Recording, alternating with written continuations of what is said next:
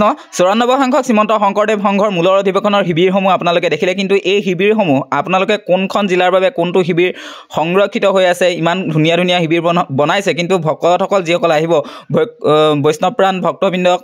আদৰিবলৈ সাজু হৈছে এৰালতলি পথাৰ আৰু এই আপোনালোকে কোনটো শিবিৰত থাকিবহি পাৰিব সেইটো আপোনালোকক মই জনাই দিছোঁ যে সমিতিয়ে নিৰ্দিষ্ট কৰি দিছে কোনখন জিলাৰ বাবে কোনটো শিবিৰ মানে সংৰক্ষিত হৈ আছে আপোনালোকক মই প্ৰথমতে দেখুৱাই দিব বিচাৰিছোঁ যে এই লিষ্টখন আপোনালোকে চাই লওক এয়া আপোনালোকে দেখিছেনে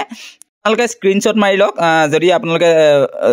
জানিব বিচাৰিছে আপোনালোকৰ জিলাখনৰ শিবিৰটো কোনটো ইয়াত লিখি থোৱা আছে নতুন দিল্লী এইখিনি 1 নম্বৰ শিবিৰ 2 নম্বৰ 3 নম্বৰ তাৰপিছত যোৰহাটৰ কাৰণে আপোনালোকৰ দি থোৱা আছে 24লৈকে দি থোৱা আছে 17ৰ পৰা এটা ঠিক তেনেকৈ আপোনালোকে চাই লওক মই গোটেইখিনি দেখুৱাবলৈ পঢ়ি থাকিবলৈ বহুত দেৰি হ'ব মই কেৱল মাত্ৰ আপোনালোকৰ সুবিধাৰ বাবে এইটো ভিডিঅ' বনাই দিলোঁ যাতে আপোনালোকৰ কোনো কষ্ট নহয় যে আপোনালোকৰ নিজৰ শিবিৰটো গৈ তাত সোমাই দিলেই হ'ল থেংক ইউ